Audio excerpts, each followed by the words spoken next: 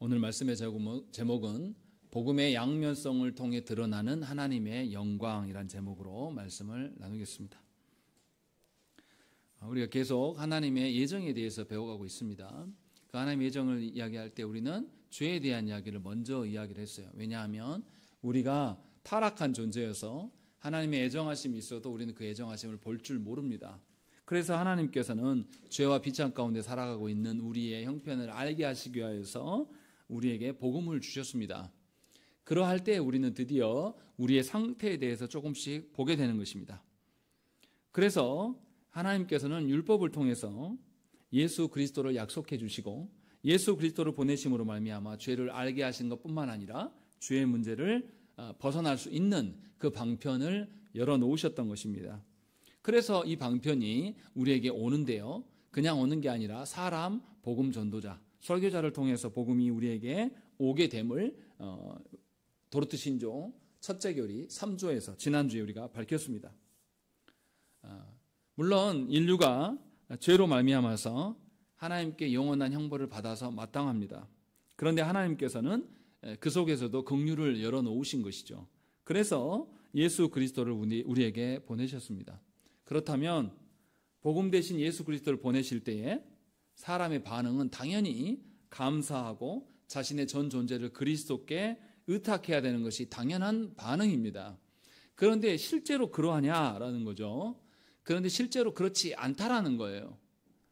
예수께서 우리에게 생명이 되셔서 오셨는데도 불구하고 어떤 이들은 처음부터 예수 그리스도를 부정하고 싫어하는 그런 반응이 있고, 또 어떤 이들은 믿긴 믿어요. 믿긴 믿는다고 말하면서도 온전히 그리스도에게 의탁하지 못하는 반응이 있더라는 거죠. 그래서 도르트 신조 첫째 교리 4조에서는 무슨 이야기를 하냐면 복음에 대한 반응이 두 가지다라고 우리에게 말씀하고 있어요.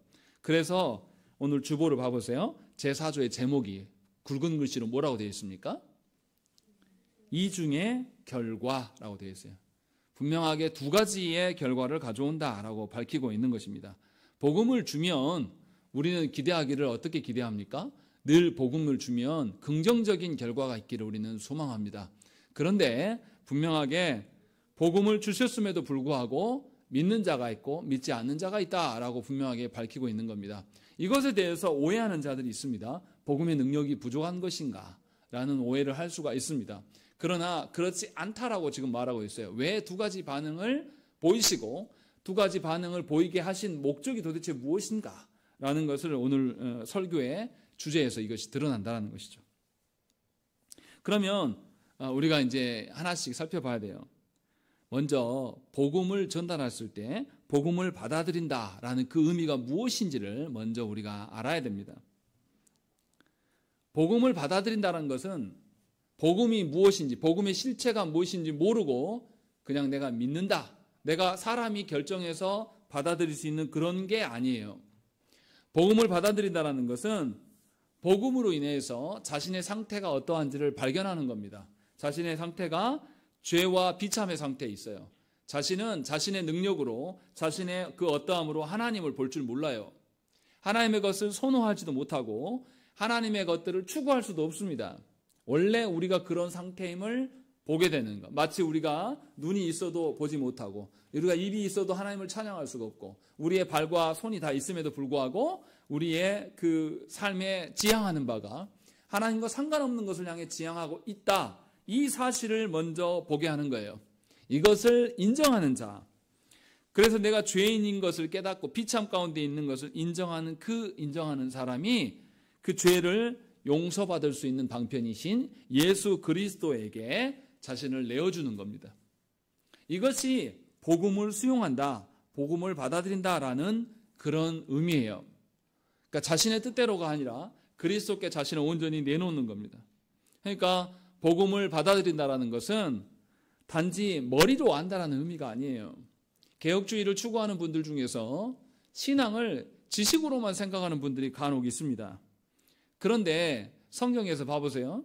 귀신들이 예수께서 하나님의 아들 되심을 압니까? 모릅니까? 다 알고 있어요. 사람들 중에는 몰라서 주님을 배척하는 사람도 있었으나 귀신은 다 알고 있단 말이에요. 알면서도 귀신이 뭐라고 합니까? 예수께서 오셔서 하나님의 아들 되심, 하나님 되심을 알았다라면 귀신들이 엎드려서 거기에서 하나님을 경배해야 되는 게 합당한 태도인데 귀신들이 뭐라고 합니까? 나를 떠나가 달라고 이야기를 해요. 오지 말아주세요 라고 이야기하면서 자신을 내버려 달라고 이야기를 합니다. 이 귀신이 예수님을 온전히 영접한 사람이라고 말할 수 있습니까? 그렇지 않다라는 거죠. 귀신이 지식이 없어서 예수님을 믿지 못한 게 아니에요. 복음을 수용한다는 것은, 복음을 받아들인다는 것은 머리로 안다는 뜻이 아닙니다.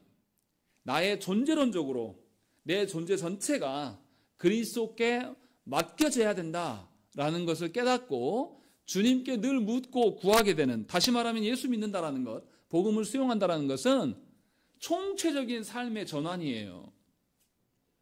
그래서 아까 오전에도 설교한 것처럼 오전에서 설교할 때 뭐라고 했습니까? 내가 알고 있는 신앙과 내 삶과 내가 목표로 삼고 있는 추구하는 바가 이게 다 같다고요, 다르다고요?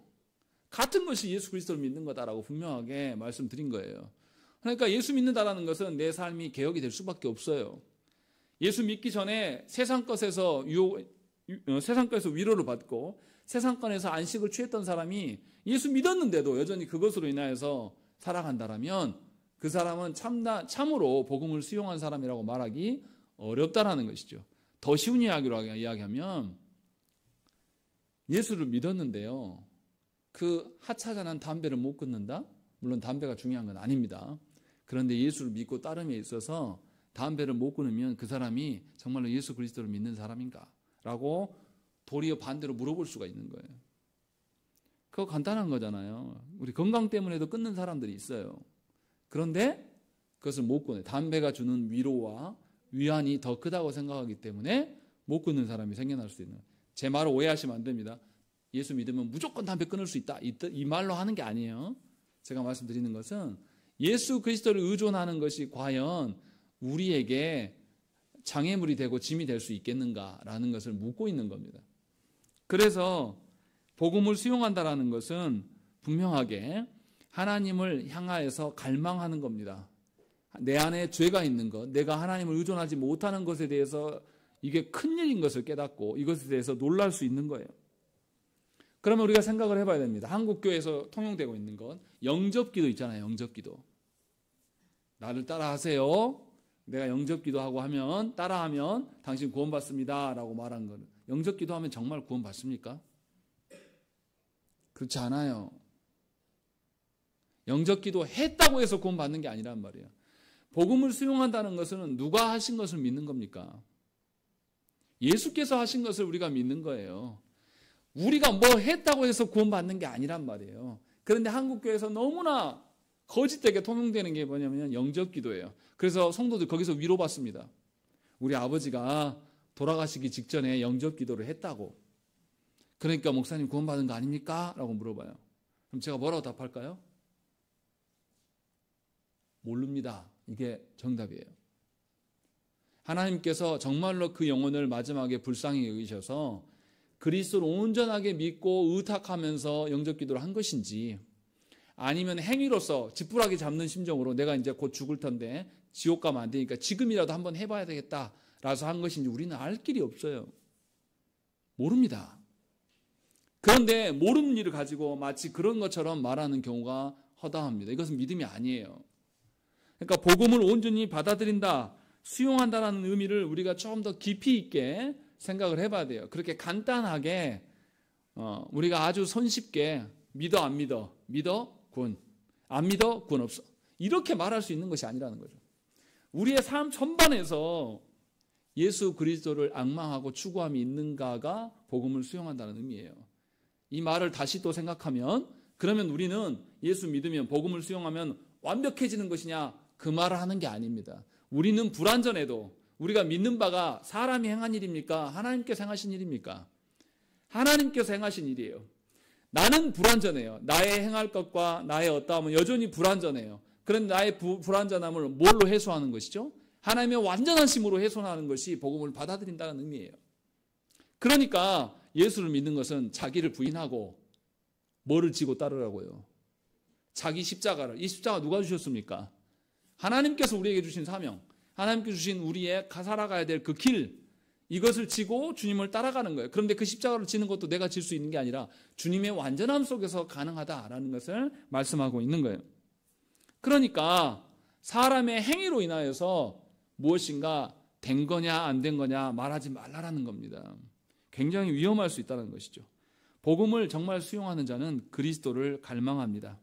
이 갈망하는 것은 상황과 처지에 따라서 달라진다는 의미가 아니에요. 항구적인 갈망함, 영원한 갈망함이니까. 어떻습니까? 글쟁이들 있잖아요. 막 우리가 아는 유명한 작가, 막 이런 분들은 어떻게 합니까?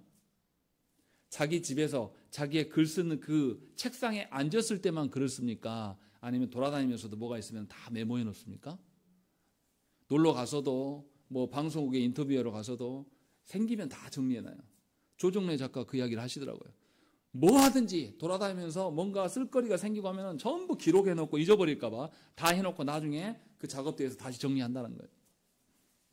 그리고 또 작업대에만 앉아있는 게 아니라 어떻게 합니까? 자기가 뭔가를 글을 써야 되는데 정보가 필요하면 취재하러 돌아다녀요.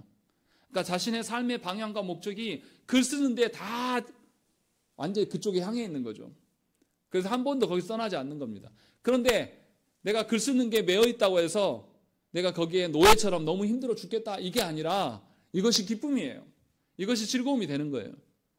얼마 전에 제가 굉장히 좋아하는 드래곤볼을 만화 그린 작가가 68세로인가 죽었습니다. 제가 그 드래곤볼 작가를 제 청소년기에 꿈과 희망을 실어줬던 굉장히 좋은 분이에요. 저는 그렇게 생각해요. 근데 이 양반이 죽으면서까지도 마지막에 뭐였냐면 작품을 계속 그리고 있었고 뭔가를 계속 구상하고 있었습니다. 죽을 때까지. 그러다 미완성의 작품으로 남겨놓은 게 있다고 그러더라고요. 궁금해요. 저는 뭔지. 이런 식으로 그리스도를 갈망한다는 것은 이것과 비교되지 않은 영원한 갈망함이에요. 내 상황과 처지가 달라진다고 해서 바뀌는 것이 아니란 말이에요. 우리 인생에는 우리가 예상하지 못하는, 우리가 대비할 수 없는 그런 상황과 처지들이 있습니다. 그러함 속에서도 그리스도를 손 놓지 않고 갈망하는 것, 이것이 복음을 수용한 자들에게 나타나는 현상이에요. 그래서 왜 이게 가능하냐? 성령께서 우리에게 말씀을 깨닫게 하시고 또 믿음을 발현케 하심으로 말미암아서 가능한 겁니다. 내가 그러한 사람이어서가 아니라 나는 그러한 사람이 아닌데 예수 그리스도께서 행하셨고 예수 그리스도께서 행하신 바를 우리에게 적용해서 그것이 가능케 하신다는 거예요. 그렇기 때문에 그리스도 안에 구원의 은총을 하나님께서 마련해 두셨어요. 그리스도 외에는 다른 길이 없습니다. 그래서 사람은 오직 그 길만을 추구하는 겁니다. 이것이 믿는 자라는 거예요. 그러니까 복음을 수용하는 사람은 말씀을 떠나서 살 수 없어요. 또 성령의 인도하심을 거절할 수도 없습니다. 바울이 어땠습니까? 바울이 소아시아에서 계속 복음을 전하고 싶었지만 성령께서 어떻게 하셨죠? 막았어요. 네가 계획한 대로 가지 말고 저 바다 건너 유럽으로 가라 라고 했을 때 바울은 순종하고 갔어요. 그 지역이 어떻고 그 지역에 갈 경비가 어떻고 그 지역에서 충분히 준비되을 때 가겠다라고 한 게 아니라 성령께서 깨닫게 하라고 가셨을 때 거절하지 않고 준비됨이 없어도 그냥 갔단 말이에요. 그러니까 삶의 주도권이 자신에게 있었던 게 아니라 하나님께 온전히 맡겨지기를 소망하였다는 것이죠. 그래서 그리스도를 갈망하고 자기의 전 인생의 소망과 위로와 기쁨이 하나님의 말씀대로 실현되는 그리스도의 역사하심이에요. 이것이 복음을 수용하는 자들에게 나타나는 현상이다라는 것을 성경은 우리에게 말씀하고 있습니다. 그러면 이제 생각을 해봐야 돼요. 그러면 이렇게 복음을 온전하게 수용하는 사람이 생겨나기 위하여서 우리가 복음을 전해야 되지 않습니까? 그래서 복음을 전해야 되는데 복음에 전할 때 어떠한 일이 일어나는가라는 거죠. 복음을 전한다고 해서 모두가 수용합니까? 내가 복음을 그렇게 갈망하고 바울이 그렇게 복음을 갈망해서 복음을 전했는데 바울을 향하여서 순종하고 바울을 지지하고 바울을 격려하는 사람만 있었습니까? 아니에요. 도리어 바울을 죽이려는 사람이 훨씬 많았어요. 복음을 거절하는 것뿐만 아니라 복음을 전하는 사람을 제거하려고 하는 그런 것들이 많이 나타난다는 거죠. 우리도 그렇지 않습니까? 요즘같이 교회의 이미지가 실추되어 있는 상황 속에서 복음 들고 바깥에 나가면 무슨 소리 듣습니까? 복음을 전하면 주변에서 저를 걱정해요. 정신 차리라고. 세뇌당해서 그런 거다. 그 맹목적인 종교에 빠지지 마라. 기독교는 악이다 라고 하면서 도리어 걱정하는 사람이 더 많아요. 비난하는 것은 뭐 그냥 당연한 것이고 이러한 일들까지도 벌어진다는 것이죠. 요한복음 3장 36절 말씀에 아들을 믿는 자에게는 영생이 있고 아들에게 순종하지 아니하는 자는 영생을 보지 못하고 도리어 하나님의 진노가 그 위에 머물러 있느니라 이렇게 말씀해요. 그러니까 복음이 선포되면 하나도 헛발질하는 게 없다는 거예요. 무슨 말입니까? 복음을 수용하고 순종하는 사람에게는 영생이고 복음을 수용하지 않고 거절하는 사람에게는 하나님의 진노가 있다라고 분명하게 말씀해요. 그러니까 복음을 듣는 사람이 두 가지의 이 결과가 나와요. 그럼 복음이 하나라도 땅에 떨어진 게 있습니까? 없습니까? 없다라는 거예요. 전부 다 어떠한 결과를 보인다는 것입니다. 그런데 우리는 어떻게 생각하냐면 복음을 전하면 복음을 듣는 사람이 변화되는 것 이것만이 좋은 결과라고 생각을 하는 거예요. 그런데 그렇지 않다라고 말하는 거예요. 성경에서는. 분명하게 생명으로 인도되거나 아니면 죽음으로 인도될 수밖에 없다. 이 두 가지가 분명하게 복음의 결과이다라고 말하는 거예요. 그러니까 복음을 거절하는 것도 복음에 대한 합당한 반응임을 우리가 인정할 수 있어야 돼요. 그래서 복음을 전하면 반드시 두 가지가 나타납니다. 이도저도 아는 것이 없어요. 복음을 수용하든지 거절하든지, 수용해서 생명이 나타나든지 거절해서 하나님의 진노가 임하든지 둘 중에 하나예요. 그러면 우리가 복음을 전할 때 어떻게 해야 되겠습니까? 복음을 전할 때 어떻게 전해야 돼요? 하나님 주신 복음 그대로의 것을 전해야 될까요? 아니면 우리가 주권을 갖고 내가 이 복음을 전하려고 하는데 이 사람이 안 들을 것 같아. 그러니까 이 사람이 듣고 순종할 수 있도록 복음을 조금 왜곡해서 이 사람이 듣기 싫은 소리 좀 빼고 내가 이 사람이 들을 만한 소리로 가공해서 줘야 됩니까? 복음에 대해서 내가 뭔가 찻대고 포대고 가공하기 시작하면 그 복음이 복음입니까? 복음이 아닙니까? 복음이 아닌 것이 돼요. 그러면 복음이 아닌 것을 제시하면 이 사람에게 나타날 두 가지 반응 중에 하나가 나타납니까? 안 나타납니까? 안 나타나는 거죠. 복음을 준 적이 없어요. 이것을 심각하게 생각을 해야 된단 말이에요. 다시 말하면 여러분들이 복음을 전하라고 할 때 이렇게 하시는 분들이 많아요. 삼위 하나님에 대해서 설명해 주는 것이 아니라 우리 목사님 좋아요. 우리 교회 가면 뭐도 있어요. 우리 교회 가면 사람들과 어울릴 수도 있습니다. 네 나이 또래 친구도 있다. 그리고 또 우리 교회는 그냥 신앙생활만 하는 게 아니라 축구도 하고 뭐 낚시도 가고 같이 여행도 가. 이게 복음입니까? 복음이 아닙니까? 복음을 준 적이 없어요. 또 어떤 분들은 복음을 준다고 하면서도 복음을 왜곡시킵니다. 이 사람한테 주려고 하니까 말하려고 보니까 이 사람 들으면 기분 나쁠 것 같아. 그러니까 싫은 소리는 다 빼요. 어떤 싫은 소리요? 죄에 대한 상태, 네 상태가 비참 가운데 있어. 이런 소리는 다 빼버려요. 그리고 듣기 좋은 소리만 이렇게 전한단 말이에요.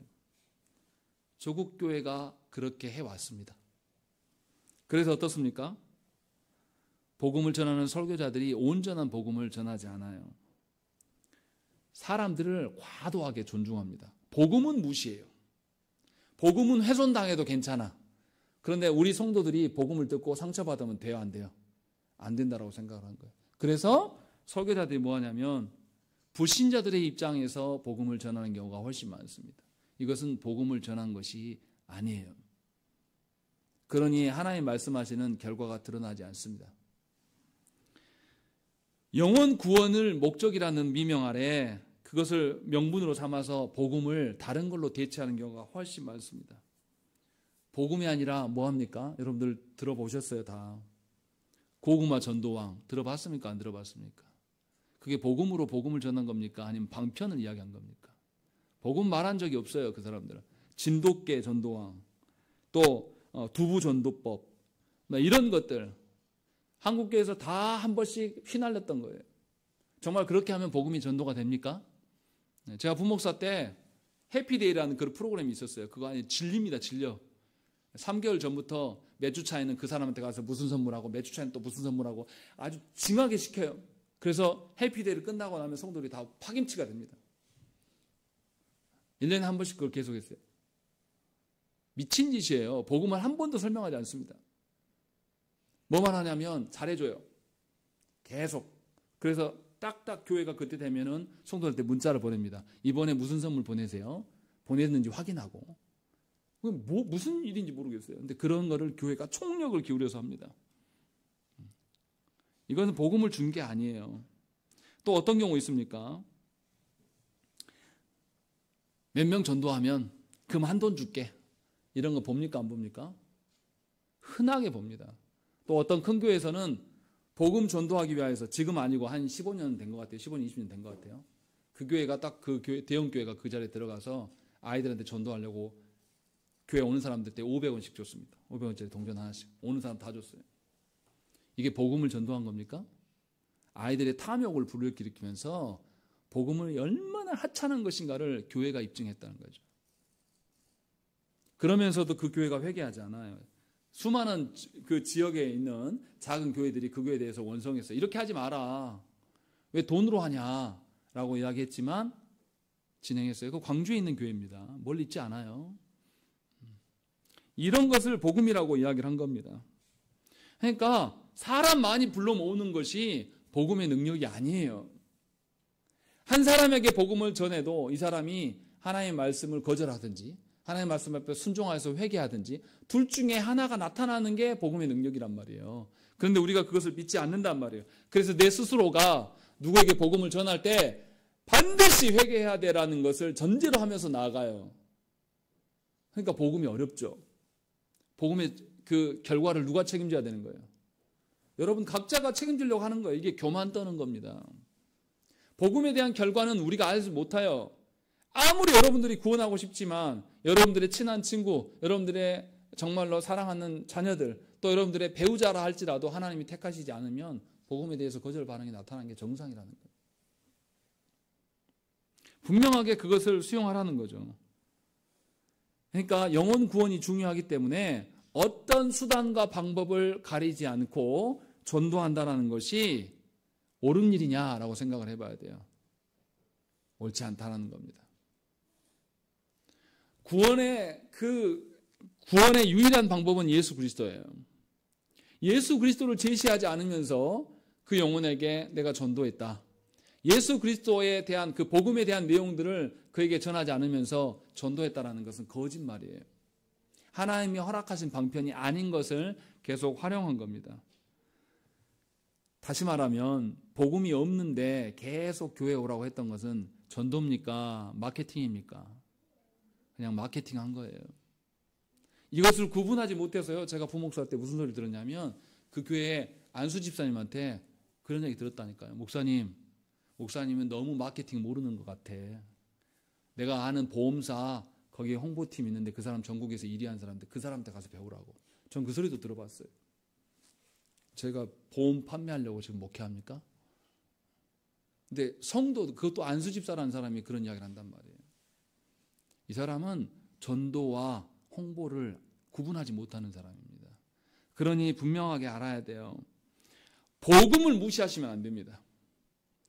복음 자체를 우리가 존중할 수 있어야 돼요. 하나님께서 주신 거예요. 그러니까 우리가 변질된 복음을 전해서는 안 됩니다. 다른 사람들의 욕망을 불러일으켜서 교회에 나오게 해서도 안 된단 말이에요. 이런 거요. 교회 오면 자녀가 잘 되고 교회 다니면 그의 인생이 무탈하게 만사형통할 것이고 교회 오면 안 나았던 질병도 나을 것이다 라는 식으로 사람들의 욕망을 불러일으켜서 꼬드깁니다. 이것은 복음을 준 것이 아니에요. 한번 물어볼게요. 아픈 사람이 있는데 우리 목사님들 기도 받으면 나을 거야 하고 데리고 왔어요. 안 나오면 어떻게 할 겁니까? 안 나오면 어떻게 할 거예요? 저 어렸을 때 저희 아버지 목회하는 교회에서 귀신 들리는 환자도 나오고 고침 받는 사람도 봤어요. 저는. 근데 다 고쳐지지는 않더라고요. 하나님의 주권대로 그냥 하시는 거. 얼마나 우리가 복음에 대해서 수용하지 않으니 하나님께서 우리의 욕망까지도 들어서 사용하셔서 구원시키려고 하셨는지 정말로 그렇게까지 여지를 둘 수는 있지만 그것이 합당한 거냐라고 했을 때는 아니라는 거예요. 우리가 소요리문답 할 때도 그랬고 지금 SBS 신앙고백 할 때도 계속 이야기하잖아요. 세상의 거짓된 종교 속을 하나님을 믿는 방편으로 속이지 말라라는 거예요. 우리가 무탈하려고 예수 믿는 게 아닙니다. 하나님을 알기 위해서 하나님의 구원을 바르게 수용하고 거기에 순종하기 위해서 예수 믿는 거예요. 그러니 전도하는 것은 하나님께서 명하신 복음의 방편을 통해서 전도해야 됩니다. 복음을 전하려고 애를 써야 한다는 것이죠. 그렇지 않으면 복음을 무시하는 겁니다. 하나님이 주신 것을 무시하기 때문에 누구를 무시하는 겁니까? 하나님을 무시하는 것이 돼요. 그러니까 복음 자체가 귀한 것을 알아야 돼요. 왜냐하면 복음이 하나님의 능력입니다. 하나님의 능력이라는 것은 무엇입니까? 모세가 신명기의 말씀을 통해서 전달할 때에 가나안 땅을 입성을 앞두고 있는 이스라엘 백성들에게 언약을 이야기해. 하나님의 언약에 순종할 것들과 불순종하게 되면 어떻게 될 것들 두 가지를 설명합니다. 그래서 신명기 말씀에서 언약의 순종과 불순종 중에 뭐가 더 압도적으로 많습니까? 언약의 불순종에 대한 이야기 압도적으로 많아요. 왜 그러냐면 하나님의 말씀에 순종하는 것도 하나님의 능력이지만 하나님의 말씀에 순종하지 않는 것, 그래서 하나님의 진노를 받는 것도 하나님의 능력이라는 것을 아셔야 한다는 거예요. 분명하게 그래서 복음으로 인하여서 사람이 반응할 수 있도록 우리가 해야 돼요. 그래서 로마서 1장 16절 말씀에 내가 복음을 부끄러워하지 아니하노니 이 복음은 모든 믿는 자에게 구원을 주시는 하나님의 능력이 됨이라. 먼저는 유대인에게요. 그리고 헬라인에게로다. 하나님의 능력 중에 가장 강력한 것이 복음이다 라고 바울이 말하면서 복음을 부끄러워할 필요가 없다라는 것을 이야기하는 겁니다. 그러니까 온전한 복음을 전할 때에 합당한 결과가 나오는 거예요. 온전한 순종이 있고 그리스도를 향한 회개와 온전한 의존함이 있든지, 아니면 반대로 복음을 거절해서 하나님으로부터 진노를 받는 일들, 이 두 가지가 다 드러난다는 것이죠. 그래서 하나님으로부터 생명을 받는 것과 하나님으로부터 합당한 진노를 받는 것, 둘 다 하나님의 능력이 드러나는 방식이다라고 지금 말하고 있는 겁니다. 그래서 누구에게든지 복음을 전할 때에 이 두 가지 중에 하나를 기대할 수가 있는 거예요. 내 스스로 내가 이 사람을 너무 사랑하는데 이 사람 반드시 구원받아야 돼. 그러니까 복음에 무조건 순종할 수 있게끔 뭔가 내가 장치를 건다든지 뭔가 어떤 게 하는 것은 하나님의 능력을 무시하는 겁니다. 그러니까 기억하셔야 한다는 것이죠. 복음을 전한다라는 것은 하나님이 주시는 복을 전할 수도 있어요. 그런데 동시에 뭐도 전해야 됩니까? 하나님의 복만 전하는 게 아니라 뭐도 전해야 돼요? 저주도 전해야 돼요. 모세의 설교가 신명기의 말씀이 압도적으로 저주가 많은 것이 무엇인지를 잘 생각해야 돼요. 다시 말하면 복음으로 말미암아서 죄사함의 자유도 말하지만 복음을 수용하지 않는 자에게 임한 하나님의 인간의 앞에서 인간이 하나님의 말씀을 거절했던 그 죄악과 저로 인한 비참한 실상들도 계속 설교를 해야 돼요. 이 두 가지가 함께 복음 안에 드러나야 한다는 것이죠. 그러니까 복음을 듣는 자들에는 하나님 앞에 복음에 순종하였을 때 생명을 얻을 수 있는 것, 불순종으로 말미암아서 여전히 죄와 비참 가운데 놓일 수밖에 없는 것, 이 두 가지 모두를 들어야 한다는 것이죠. 그러니까 이 설교단에서는 어떻게 해야 됩니까? 온전한 복음이 전해져야 돼요. 온전한 복음이라는 것은 죄인들에게 듣기 싫은 소리가 될 수가 있어요. 왜냐하면 그 죄인들의 죄성을 낱낱이 다 고발하고 해서 드러내기 때문에. 그렇게 해서 자기의 죄를, 자기의 비참을 정확하게 보는 사람, 그 자신 안에 있는 더러움과 불결함을 발견하는 사람이 드디어 자신의 상태가 어떠한지를 알게 되기 때문에 복음이 선포될 때는 이 두 가지가 다 드러나야 한다는 것입니다. 그런데 복음을 전한다고 해서도 온전하게 듣지 않는 사람들이 많아요. 왜 그렇습니까? 복음 안에 자신의 죄와 비참이 드러나기 때문에. 복음이 가까이 오면 자신의 죄악들이 더 여실히 드러나요. 감출 수가 없어요. 그러니까 어떻게 합니까? 복음을 못 오게 막습니다. 복음을 전하는 자를 죽여버리려고 해요.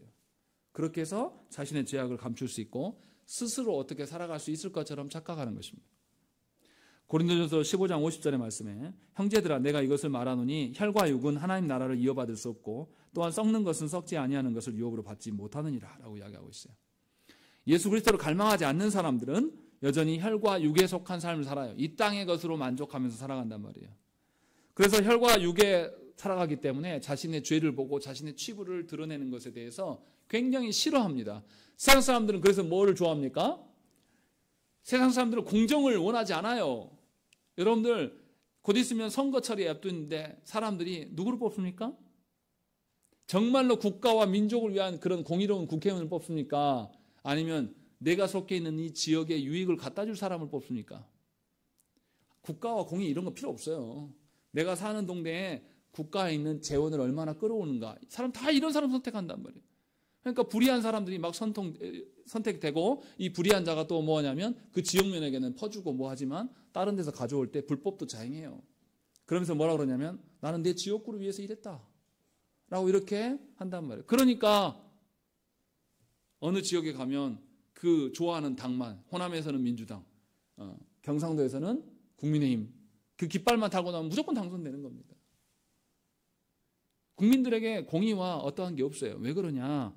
예수 믿는 우리가 복음으로 인하여서 하나님의 심판과 하나님의 생명 되심에 대해서 우리가 다 온전히 드러내지 못한 결과예요.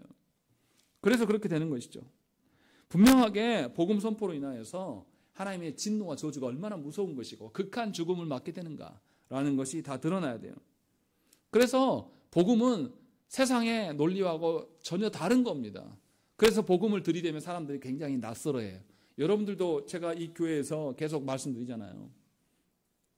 옛날 우리가 교회 신앙생활 했던 방식이 어떻습니까? 아주 쉬워요. 목사가 정해주면 됩니다. 뭐 하세요? 뭐 하세요? 뭐 하세요? 근데 저는 여러분들한테 그렇게 말하기를 원치 않아요. 지금도 여러분들한테 뭐 하라고 말하지 않고 싶어요. 여러분들이 하나님 앞에서 은혜를 깨닫고 스스로 내가 하나님 부르신 것을 깨닫고 교회를 세워가는 일에 내가 무슨 일을 해야 되겠구나라고 찾고 발견하기를 원하는 겁니다. 제 눈에 보이는 것이 있어도 절대 말하지 않아요. 여러분들이 하나님 앞에서 진정으로 하나님 나라를 세워가는 것이 무엇인지를 알 때까지 기다리는 거예요. 그래서 하나님 나라를 위하여서 필요한 것이 도대체 무엇이고 우리가 힘쓰고 있어야 될 것이 무엇인지를 깨달아 가셔야 된다는 거예요.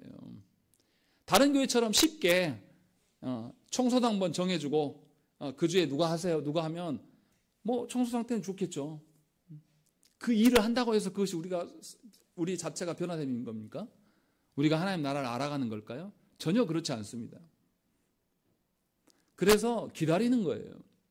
하나님의 말씀을 주면서 여러분이 하나님 앞에서 근본적으로 어떤 사람인가. 그러니까 말씀 두고 신앙생활을 하는 것은 오래 믿었던 우리에게도 낯선 일이에요.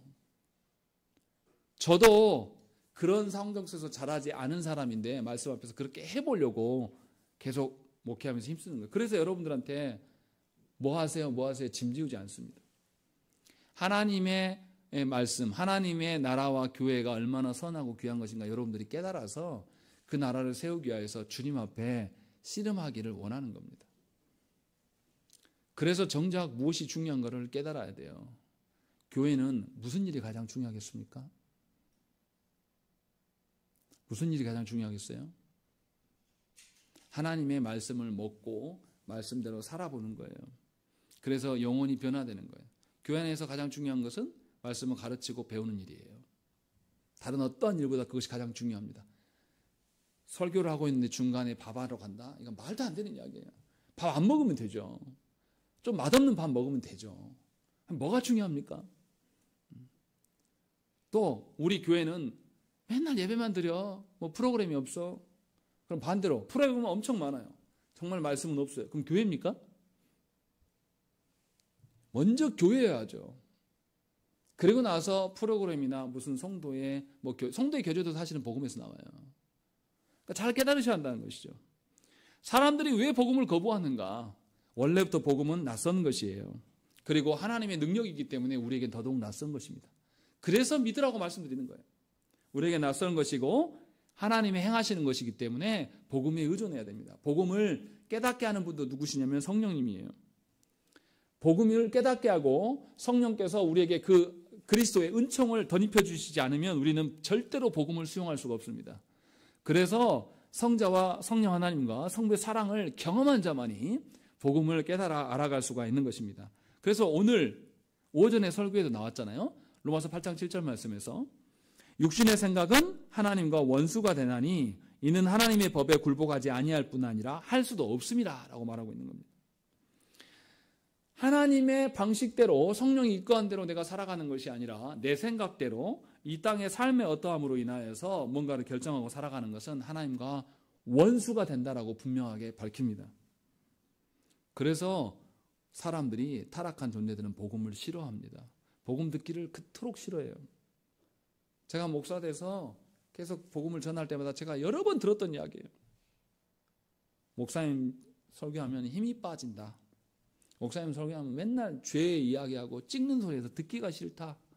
목사님 그렇게 설교하면요 부흥 안 돼요. 목사님 그렇게 해가지고 될 것 같습니까? 이런 소리를 수차례 제가 들었던 거예요. 그런데 복음이 원래 그런 성격이라는 거예요. 우리가 그럼 무엇 때문에 소망할 수 있습니까? 하나님의 택하신 백성이 있다는 것을 믿어요. 그래서 복음을 전하는 겁니다. 모든 사람들이 구원받으면 좋겠으나 그것은 우리의 뜻이 아니라 하나님의 뜻도 아니에요. 하나님의 뜻 안에서 하나님 택한 자들이 복음에 반응할 수 있도록 우리는 힘써야 되고 복음의 순수성을 유지해야 되는 것입니다. 그런데 복음의 순수성을 유지하려면 어떻습니까? 육에 속한 사람들한테 거절을 받아야 돼요? 안 받아야 돼요? 받을 수밖에 없다는 것입니다. 이것을 이상하게 여기지 말라라는 거예요. 복음 자체는 복되고 기쁜 일이에요. 그러나 복음을 수용하지 않는 자는 그토록 듣기 싫은 이야기가 되는 겁니다. 그토록 괴로운 이야기가 복음의 설교예요. 사람들 어떻습니까? 복음을 얼마나 싫어하냐면요. 교회 안에 있는 사람도 싫어해요. 그래서 뭐라고 합니까? 설교를 듣고 성도들이 뭐라고 합니까? 나 목사님한테 상처받았어. 나 목사님 때문에 교회 못 다니겠어. 그래서 교회를 떠나가는 사람이 생겨나요. 아니 복음 때문에 내가 부담스럽다라면 정상적인 거라니까요. 그래서 여러분들에게 정말로 하나님 앞에서 씨름하셔야 된다는 거예요. 사람인 목사인 제 앞에서 씨름할 것이 아니라 진실로 하나님 앞에서 씨름할 수 있게끔. 그래서 우리 모두가 복음을 존중해야 됩니다. 세상의 것들과 엇비슷한 것이 복음이 아니에요. 세상에서 말하는 그 기쁨과 복이 복음의 결과가 아니라는 것입니다. 분명하게 복음을 훼손시키지 않도록 우리는 입사해야 돼요. 교회의 직분자들이 뭐 하는 사람들입니까? 예배에 수종 드는 사람이에요. 예배가 예배답게 하기 위해서 교회 직분자가 존재한 겁니다. 그런데 직분자가 예배를 존중하지 않으면 그건 직분자가 아니에요. 더 이상. 그냥 내려놓게 만들어야 돼요. 예배의 가장 중요한 것은 뭐냐면 말씀이에요. 복음이란 말이에요. 다시 말하면 복음을 변질시키고 복음을 훼손하는 직분자는 존재해서는 안 됩니다. 반드시 면직당해야 되고 치리받아야 되는 것이에요. 그러니까 복음이 세워질 수 있도록 우리는 살아가야 돼요. 그런데 안타까운 것은 뭐냐면 조국교회의 직분자, 수많은 직분자들이 복음을 존중할 줄 몰라요. 제가 새벽기도 때인가도 말씀드린, 수요기도 때인가요? 평생에 같이 목회 쭉 해왔다가 마지막 말년에 은퇴하시는 목사님과 장로님 당회가 싸워요. 뭐 때문에요? 은퇴비 때문에 싸운단 말이에요. 그들의 생각, 평생의 생각은 뭐였다는 겁니까? 돈이었다는 거예요. 복음 앞에 이 영혼이 온전하게 설 수 있을 것인가에 대한 논의를 해왔던 사람들이라면 마지막에 서로가 이제 헤어지게 될 때도 어떻게 해야 됩니까? 은퇴한 목사님이 정말 복음 앞에 설 수 있을 것인가?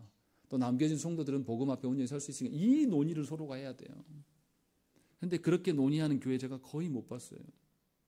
이게 우리의 실체입니다. 무슨 말이냐면 우리는 복음을 온전하게 지키려고 순전한 복음 되기 위하여서 우리가 힘쓰지 않는다라는 것이죠. 그런데 분명하게 도로트 신조 첫째 교리 네 번째에서는 복음에 합당한 반응이 있다. 그래서 온전한 복음을 활용해라라고 이야기를 하는 것이에요. 그럼 이제 마지막으로 하나님께서 왜 복음에 대한 반응을 이 두 가지로 이렇게 갖게 하셨을까라는 거죠. 수용한 사람은 정말로 즐겁게 하나님을 의탁하겠지만 수용하지 않는 사람들은 하나님에 대해서 이토록 싫어하고 거부 반응을 일으키는데 왜 하나님은 이렇게 하시는가라는 생각이 든다는 것이죠. 그러니까 하나님은 살리실 자는 살리고 죽이실 자는 죽이시는 하나님인가라고 하면 이렇게 말하면 사람들이 이렇게 얘기해요. 하나님 너무 잔인하네. 사랑이 하나님이라며. 왜 그래? 이렇게 반문합니다. 그런데 우리가 생각을 해봐야 돼요.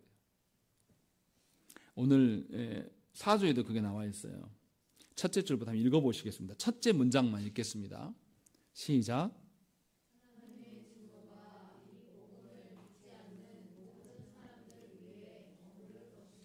예, 이 표현을 잘 보세요. 하나님의 진노가 이 복음을 믿지 않는 모든 사람들 위에 머무를 것입니다 라는 의미는 전에는 없었는데 하나님의 진노가 머물게 된다는 뜻입니까? 아니면 전에도 있었던 것이 계속 지속된다는 의미일까요? 계속 그대로 두시겠다는 의미예요. 그러니까 아담과 하와가 타락함으로 말미암아서 하나님의 진노는 모든 인류 가운데 그대로 있습니다. 그런데 복음을 수용하지 않는 사람, 복음을 믿지 않는 사람에게는 그냥 그 진노가 계속 지속되도록 하나님이 두신다는 의미예요. 이게 유기예요, 유기. 그러면 하나님의 말씀대로 순종하지 않는 사람에게 하나님이 그대로 두시는 것. 다시 말하면 우리 식으로 생각하면 범법했어요. 범법한 사람은 반드시 뭐 받아야 됩니까? 처벌받는 것. 그래야지만 공의가 세워진단 말이에요. 정의가 세워진다고 말한단 말이에요. 똑같은 논리로 하나님이 복음 앞에 섰을 때 이미 아담으로 인하여서 모든 사람은 타락했어요. 그 타락한 하나님의 진노 가운데 있는 사람들에게 하나님이 복음을 주셨어요. 그래서 그 중에서 복음을 수용한 사람들을 살리셨단 말이에요. 그럼 하나님이 선한 하나님입니까? 악한 하나님입니까? 선하신 하나님이에요. 그리고 이 복음을 수용하지 않았어요. 수용하지 않는 그대로 그냥 두셨단 말이에요. 하나님 말씀 앞에 순종하지 않기 때문에 그 결과대로 하나님의 진노 가운데 있도록. 그러면 하나님의 선하심이 드러났습니까? 안 드러났습니까? 드러난 거예요. 그러니까 복음을 줌으로 말미암아서 복음에서 드러나는 두 가지 반응. 복음을 수용하여서 하나님께 회개하고 돌아온 사람에게 하나님의 생명을 주시는 것과 복음을 거절하여서 하나님의 진노로 인하여서 형벌 가운데 놓이게 하시는 것, 이 두 개 다가 하나님의 선하심을 드러냅니까? 드러내지 못합니까? 둘 다 드러낸다는 방식이에요. 다시 말하면 하나님께서 선택과 유기를 하시는데요. 유기하심은 약간 우리식으로 표현하면 수동적으로 하나님이 뭔가 소극적으로 행동하신 거예요. 그냥 복음을 존중하지 않으니까 그냥 그대로 두신 거예요. 이렇다고 해서 하나님 책임입니까? 아니에요. 하나님 말씀을 거절한 사람은 반드시 하나님의 형벌을 받게 되는 게 이게 공의로움이잖아요. 반대로 하나님이 능동적으로 다 죽어야 될 자들이 원래 다 죽어야 될 자들인데 복음을 주었단 말이에요. 이 복음을 붙잡으면 네가 살 수 있어. 그래서 그 자들 중에 하나님의 복음을 붙잡았어. 그럼 이 사람 살려야 되지 않겠습니까? 이것은 하나님의 적극적인 능동적인 사역이라고 볼 수 있는 거예요. 그래서 원래 다 죽어야 될 자들 중에서 하나님 복음을 주셔서 이 복음을 주시기 위해서 하나님은 당신의 아드님을 내어서 죽게 하셨어요. 그 희생을 치르심으로 말미암아 우리에게 복음을 제시하신단 말이에요. 그러면 하나님이 선하신 분입니까? 악하신 분입니까? 선하신 분이에요. 그리고 그 복음에 대한 두 가지 반응 다 하나님의 영광이 드러납니다. 다 하나님의 공의로우심이 드러나요. 하나님의 긍휼까지도 드러나요. 하나님 안 주셔도 돼요. 그냥 하나님 법을 떠났기 때문에 그냥 다 멸종해도 됩니다. 원래 원칙대로라면. 그런데 하나님께서 긍휼을 베푸셔서 복음을 주신 거예요. 복음을 주신 것 그 행위 자체가 하나님의 긍휼이란 말이에요. 그런데 그 긍휼을 사람이 걷어찬 거예요. 그러니까 하나님의 긍휼도 드러나고 하나님의 진노의 심판도 드러나는 거죠. 하나님의 사랑과 공의가 그 안에 함께 다 드러나는 겁니다. 그러니까 복음에 대한 반응, 하나님께서 복음에 대한 반응을 우리에게 주셨는데 복음을 거절하는 사람, 복음을 수용하는 사람, 어떤 방식이든 간에 하나님의 영광을 다 드러내는 방식이라는 것이에요. 그러니 여러분들이 복음을 전해야 되겠습니까? 전하지 않아야 되겠습니까? 여러분들이 복음을 전했다고 해서 아무런 열매를 얻지 못했다고 해서 거기에 뭐가 드러났어요? 하나님의 영광은 드러난 겁니다. 그래서 복음을 전하라는 거예요. 막 잘해줘가지고 남편한테 막 잘해주고 손이 발이 될 듯이 막 빌면서 무릎까지 막 꿇으면서 막 어떻게 해가지고 막 이렇게 하라는 게 아니에요. 제 말씀은. 물론 잘해야 복음을 들을 수 있는 어떤 마음의 상태를 위해서 잘해줘야 되겠죠. 복음을 잘 전달하려고. 복음을 전달했는데 안 받아들여요. 그러면 그는 하나님의 진노 가운데 여전히 있을 거예요. 그렇게 해서 하나님의 영광 드러난다고요. 우리는 그거 하면 돼요. 한 번 해서 안 드러나면 다시 두 번째 하는 거고, 세 번째 하는 거고, 네 번째 하는 거고, 계속 하는 겁니다. 물론 그러다가 싸울 수도 있어요. 싸우면 잠깐 뒤로 물러섰다가 하나님 제가 지혜가 없어요. 하나님 지혜를 주십시오. 하나님의 권능의 역사를 하나님 보여주세요. 라고 하면서 하나님의 권능의 역사라는 것은 우리 입장에서 좋은 것만이 아니에요. 하나님의 심판이 임할 수도 있는 거예요. 하나님의 말씀을 계속 줬어요. 안 받아들여요. 그럼 하나님의 진노가 갈수록 어떻게 하겠습니까? 더해지면 더해지지 덜해지는 않는단 말이에요. 이 사람 깨닫게 하기 위해서. 하나님의 심판이 드러나는 거 보면서 아이고 하나님 왜 제 사랑하는 남편 안 구해주고 계속 심판만 줍니까? 이렇게 할 필요가 있습니까? 없습니까? 없다라는 거예요. 하나님이 뜻하신 바의 사람이라면 그렇게 해서 자기의 죄와 비참을 끝까지 거절하는 완고함을 하나님께서 깨뜨리시기 위한 하나님의 진노를 가중하실 거예요. 우리는 무엇인지 판단할 수 없어요. 중요한 것은 뭐냐면 우리는 복음을 전해야 될 자라는 거예요. 그런 하나님이 불의한 하나님이냐? 그럴 수 없다는 거예요. 오늘 우리가 본문으로 담았던 로마서 9장 19절부터 23절 말씀에 그 이야기 나와요. 하나님께서 토기장의 비유를, 바울이 토기장의 비유를 비유하면서 하나님이 토기장인 거죠. 그래서 진흙으로 귀 쓸 그릇과 천이 쓸 그릇을 만들었는데 그것이 토기장의 주권 아니냐? 토기장이 마음이지 토기가 거기에 대놓고 왜 나는 똥그릇으로 쓰려고 불렀습니까? 이렇게 말할 자격이 있냐 없냐 이렇게 묻고 있는 겁니다. 오히려 22절에 봐세요.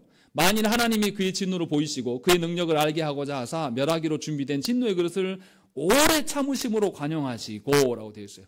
그 진노받을 그에게도 계속 복음을 주고 들려주게끔 하겠다는 것은 하나님의 긍휼과 관용이 거기에 드러난다는 거예요.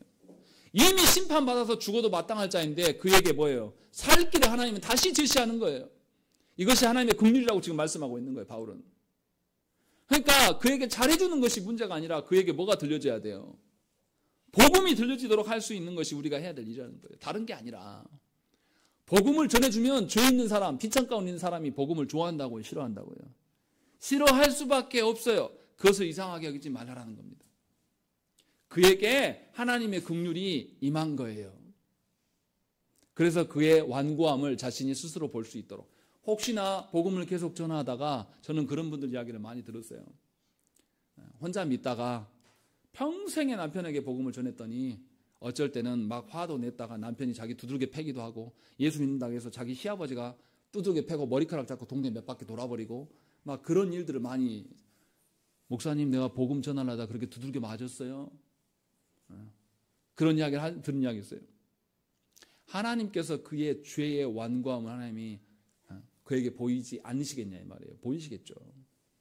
그렇게 했던 분들이 예수 믿어요 지금은. 그렇게 했던 시어머니가 예수 믿고 이제는 그 며느리 앞에서 꼼짝 못해요. 자기에게 복음을 준 자거든요. 귀하게 여기는 거죠. 그 날이 언제 올지는 우리는 몰라요. 왜냐하면 하나님이 주권하에 있기 때문에. 그러나 분명하게 우리가 복음을 전하는 것은 하나님의 긍휼을 전하는 것입니다. 그가 받든지 안 받든지. 안 받아서 하나님의 긍휼이 도리어 그에게 하나님의 진노로 드러날 수도 있어요. 그러나 그것까지도 하나님께 맡기고 우리가 서야 되는 것이죠. 그러니까 복음이라는 것은 택자들을 위한 것만이 아니에요. 불신자들을 위한 것이기도 하다라는 겁니다. 그래서 그들에게 하나님의 공의가 무엇인지를 확실하게 드러나게 하는 그런 역할을 하는 것이 복음이에요. 그러니 우리가 복음에 대한 생각들을 바꾸셔야 됩니다. 하나님의 공의와 하나님의 선하심은 우리가 생각할 때에 이롭고 좋은 결과로만 드러나는 것이 결코 아니에요. 우리가 생각하고 우리가 부정적으로 생각하는 그 상황 속에서도 하나님의 선하심은 온전히 드러난다는 것이죠. 그리고 그 방편으로 주신 것이 복음입니다. 그러니 저와 여러분들이 의심을 품기보다는 복음에 대한 반응, 두 가지 반응 모두가 하나님께서 하시는 것임을 믿고 우리는 지속적으로 하나님의 긍휼을 전하는 자로서 계속 복음을 전해야 될 줄로 믿습니다. 우리 함께 기도하시겠습니다.